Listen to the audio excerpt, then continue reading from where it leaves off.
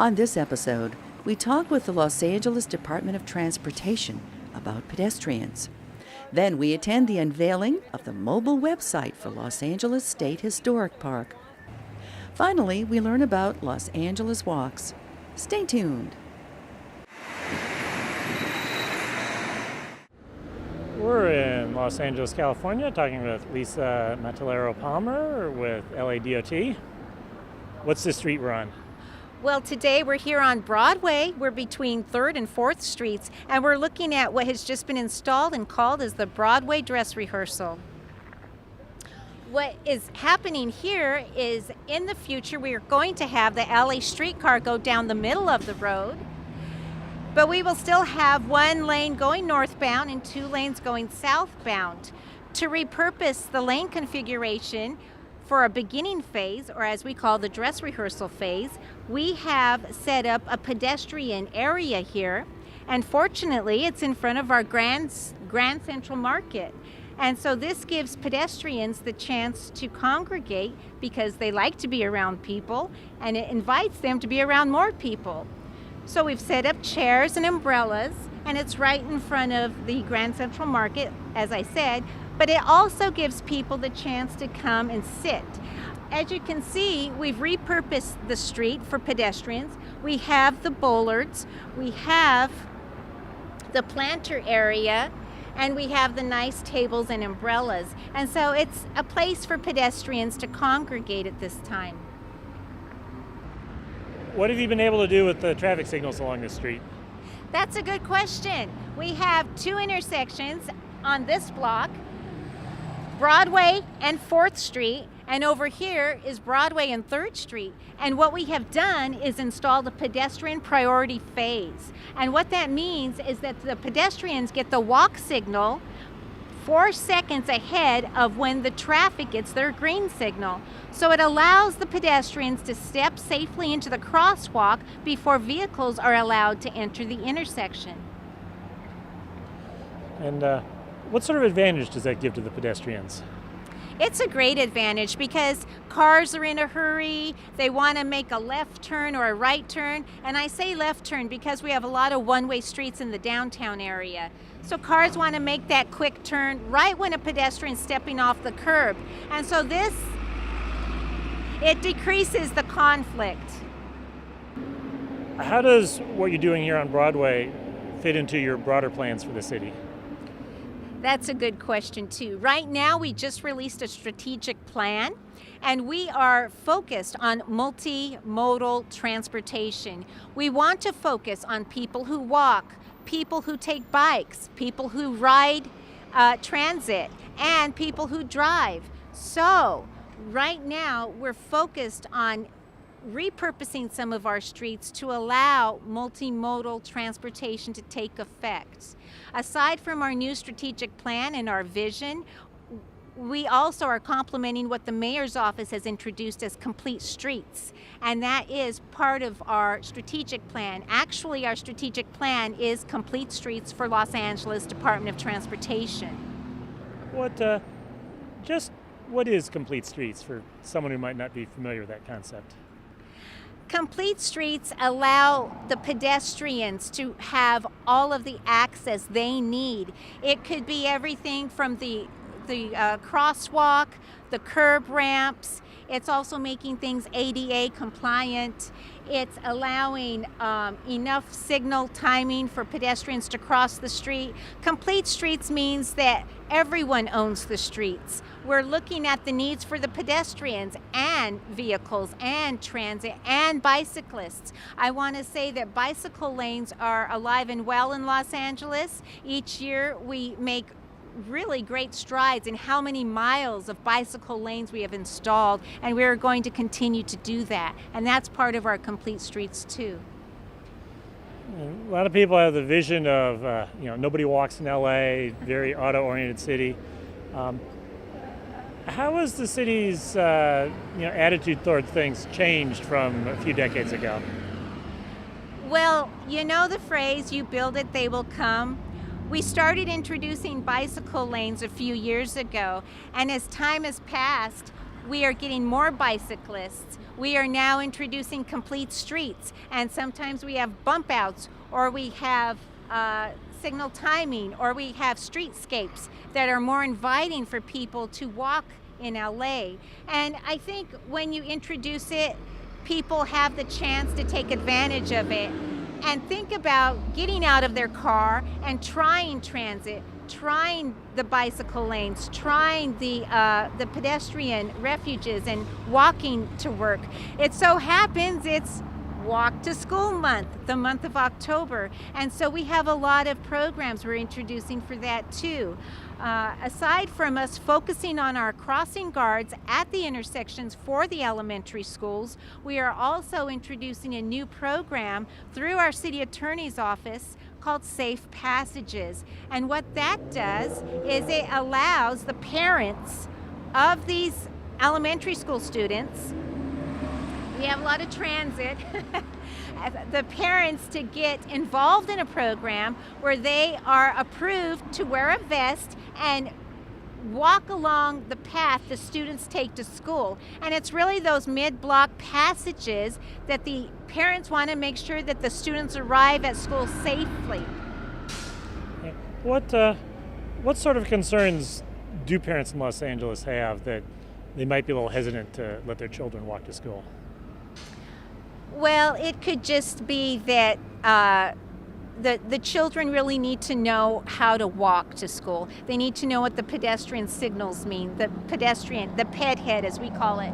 What that means, and we have a lot of programs where we educate the children and then they tell their parents how to properly cross the street. And you know, it's all about the ped head, the pedestrian signals. When the walk signal comes on, that's a minimum of 7 seconds, but it allows the people to step off the curb and start crossing. Then you get the phase that says continue crossing, and then you get the phase that says please complete crossing, your crossing. So there's a lot of things we do to try to engage people to be multimodal at this time, and we try to make the streets a safer place for everyone. People who walk, people who take transit, people who bike, and people who are in cars. And how much control does Los Angeles have over their own street network, and how much do you have to work with the state DOT to make some of the improvements you might need? Well, fortunately right now we're looking at NACTO, and that has given us a lot of possibilities to create complete streets and to work with pedestrian refuges and to focus on the complete streets. Right now, we go by the California MUTCD, which is the California state version of the MUTCD. And now that NACTO has enabled us to specifically look at pedestrian areas, that has opened up some leeway for us to refocus on our pedestrians and to repurpose these streets so that everyone can use the streets. I don't know if you've heard of Ciclavia. Oh, that's your big event where you close off a street and for pedestrians and bicycles. How's that been going? How many years have you been doing that now? I think it's the 4th or 5th year, but it's amazing. One year we closed off Wilshire Boulevard, and the outcome, the whole city loved it. We had such a huge participation in that event, and it really gave us some indication that people really want us to repurpose our streets and make it available for pedestrians and bicyclists. And how? So that's actually a good question. You have this event, goes on a handful of times a year. People have a great time, but how does that contribute to what you do day by day? Well, now with our strategic plan, we have a guideline and a commitment that we are focused on pedestrians and, like I said, multimodal transportation. And so we now have something, a vision, a mission, a strategic plan that's authorized by the mayor's office and our department leadership. And I would like to comment on our department leadership. We have a wonderful new general manager. Her name is Salita Reynolds. She came from San Francisco, and she was a pedestrian advocate. And so she's introducing a lot of plans and programs that she introduced in San Francisco. We're really excited for her to be here because she's going to give us that direction and help us repurpose our streets. So I come back to LA, 10 years, 20 years, what am I going to see? I think it should be a different place. What we would like to see is everyone using the streets. We want to see the bicycle lanes full of bicyclists. We want to see a lot of people walking. And we want to see people take transit. One of the things we're doing is we have a subway and a high-speed rail projects, well, both of them going on at this time. We're trying to have what we call the subway to the sea. One of our most congested corridors is trying to get to the Pacific Ocean from the downtown area. And so what that means is that if we build the subway, we won't have to rely on the freeway. That's a huge project, so that's coming up. Also, high-speed rail across California. We want people to be able to take these long distances from Sacramento and someday, well, in the future, to downtown LA. We're not starting it on those routes. We're starting it on routes that have been approved. So all of those things are coming up in the next few years. And just going back, you gave us a little bit of alphabet soup, MUTCD, NACTO. Just what are those? Okay, the California MUTCD is our rule book. It's called the California Manual for Uniform Traffic Control Devices. This is the book that LADOT has traditionally followed when we install our TCDs, traffic control devices, which are considered signals, stop signs, pavement markings, red curbs, or what we call curbs, because they could be blue curb, yellow curb, green curb, or red curb. So all of these traffic control devices and their guidelines are listed within this MUTCD book. The NACTO book is a book for planners and engineers. And I want to stop and make a very good point here. Years ago, transportation was oriented, not just LADOT, but a lot of transportation agencies had the engineers here and the planners here. And what happened was we went through, the MUTCD and they were kind of just trying to get things started. But now we have looked at both of our points of view, and we've come together and embraced, what are we trying to do? We're trying to embrace multimodalism within the state, within our community. And we want people to have the ability to go within their community, to walk, to get a cup of coffee, to walk to the transit hub, to walk around and, shop in their own community. So we want to have also mixed use land use available to people. We want to have smart growth. We want to have transit hubs next to, co-located with high density places where people live. So we want people to live, work, and play within their own community. So those are all good things. Those are the visions we have for Los Angeles. The community surrounding the park, Solano Canyon. We're in Los Angeles talking with Fabian Wagnister. What's going to be happening here in a few minutes this evening? Okay, today is the unveiling of the LASHP Trails mobile website and Wellspring, an interactive trailhead. It's a project we've been working on for quite some time, which basically creates a walking experience for the people of Los Angeles and visitors through 5 historic neighborhoods of northeast downtown Los Angeles. The mobile website, which is basically like an app, but instead of downloading something, you just go to the website and it behaves like an app, basically orients you to walk through about 200 hotspots, which are meaningful sites in these neighborhoods. You have to be there to access the content. You cannot access the content at home or anywhere. You have to be in the hotspot to be able to learn the story of the hotspot. So we really promote the idea of learning about the city by walking the city. And we've also created this interactive trailhead sculpture as the trailhead for it. So you have to come here to be able to engage the walking experience. So this will help connect the new park that's being developed here with the neighborhoods then? Is that the idea? Yeah, there's a number of ideas like in any complex project. We have a partnership with California State Parks to create interactive content for the future park. So this is one of those layers of interactive content that we're creating. The idea is that this park was created by the activism of the neighbors that surround the park. And so we wanted to honor those neighborhoods by creating a piece that is about walking those neighborhoods and understanding those neighborhoods. It is also about thinking about what's happening to the city right now. In each one of these hotspots, as we call them, as we walk, we don't not only look at the past, but also reflect on the present and the ideas that are being dialogue about in terms of the future. So we're trying to make people really aware of the process of urban transformation and become more engaged.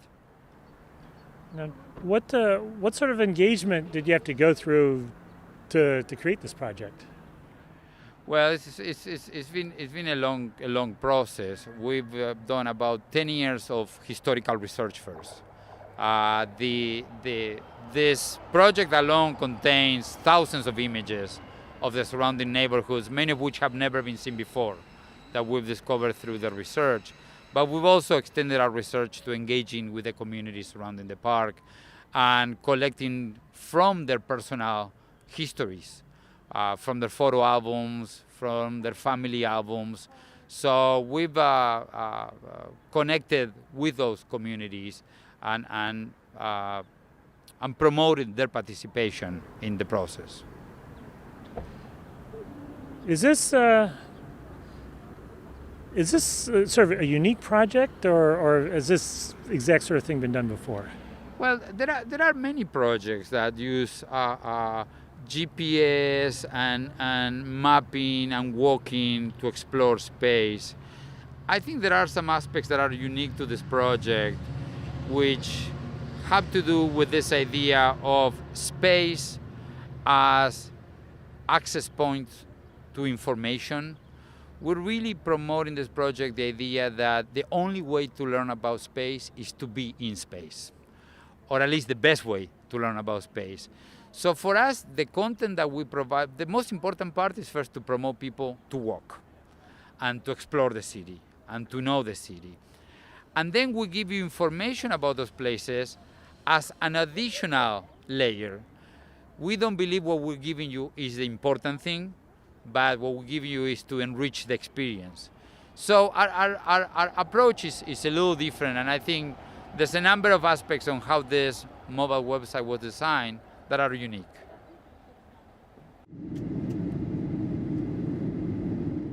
We're talking with Deborah Murphy with Los Angeles Walks.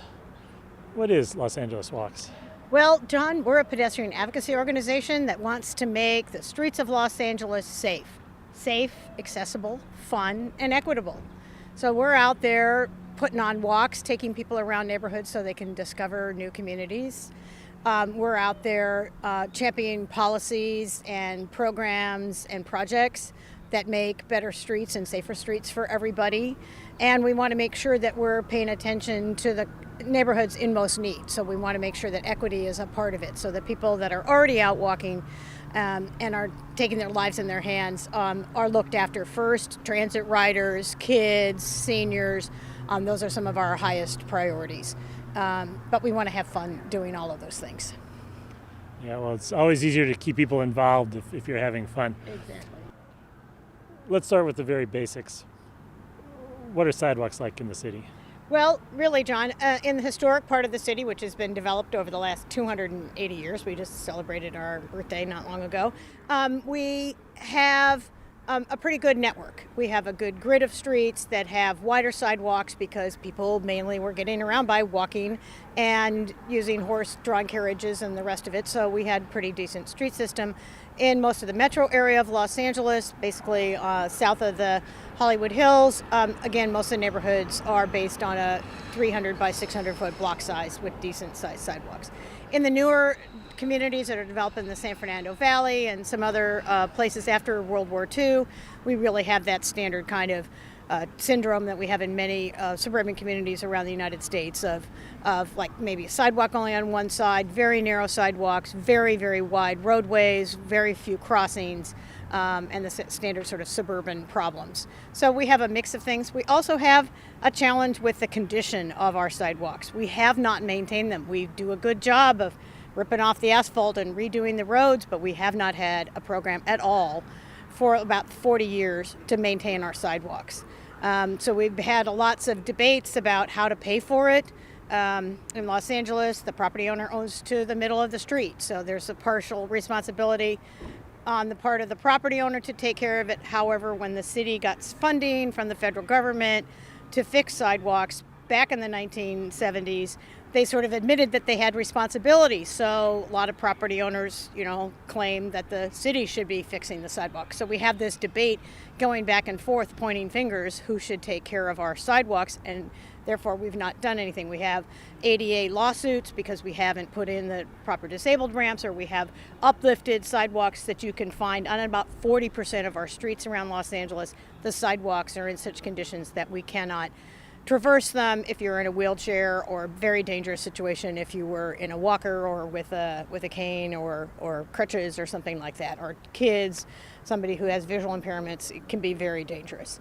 So we've been trying to encourage the city, as they look at some sort of a bond or a tax or whatever mechanisms they want to use to pay for the sidewalks, that to pay for the roads getting fixed, we have to fix our sidewalks, and we have to evaluate the conditions. They've done a very fancy system of going out and evaluate all the roadway conditions, whether it's an A or a B or a C condition of the asphalt, with high-tech electronic equipment, but we've done no survey of our sidewalks. So we need to help people identify stuff in their own neighborhood. A lot of people now have smartphones. There's apps we could use. Even the city has its own app, the 311 app, which people could document. Sidewalk problem, here's a photograph, it has GPS in it, it identifies exactly where that location is. Let's use some smart systems to help communities engage in giving this information. We don't always have to go out and hire an engineer or a survey team to go out and gather this information. A lot of this could come from communities. As well, where are our priorities for where we need to get sidewalks fixed? The city has a thing more about condition than about need. We want to look at, again, where people are already walking the road should get fixed first. So around transit stops, around neighborhoods where people are walking now. So let's look at pedestrian counts. Let's look at ridership on our buses and our trains to help identify where that is. And where are lower income neighborhoods where people depend on walking as a major mode of transportation. And looking at the safety side of things, I mean, it's nice to be comfortable and convenient, but there's always safety. What are your thoughts on that? Right. Well, for Los Angeles Walks, we've been working on our report of the state of walking in Los Angeles, documenting how many pedestrians are injured and killed, how many people are really out there walking, and people don't recognize the fact that in the city of LA, maybe almost 30% of people trips are made by walking and biking, and yet they're 40% of the crashes that are involved, meaning collisions or what people have incorrectly termed accidents, are with pedestrians and cyclists, yet only 1% of our funding. So we're on a campaign to call attention to the data so that we recognize what the problem is, and that like other cities like New York, Chicago, San Francisco, we want to have a Vision Zero campaign where we are reducing traffic fatalities for all street users, whether walking, biking, riding the bus, or driving a car, are reduced to zero by 2025. So that Vision Zero campaign is something that the LA County Bike Coalition, ourselves, and thank goodness we have a fabulous new general manager of the Department of Transportation, Salita Reynolds, whose major campaign and her new Great Streets for Los Angeles strategic plan also supports Vision Zero and comes from the city county of San Francisco, and worked on that Vision Zero campaign and is bringing that knowledge to Los Angeles. So we're going to partner together as advocates and city departments, bringing in the LAPD, the LA County Department of Public Health, to look at injury prevention issues and safety concerns related to crashes, and that the design of our streets plays a role in that, excuse me, as well as education and enforcement of traffic laws and evaluation of the conditions. So that Vision Zero campaign is a really multidisciplinary, multi-department, public-private partnership that we want to help champion for the next 15 years. Then, in addition to your role with Los Angeles Walks, how else do you participate in the policies of the city? Right.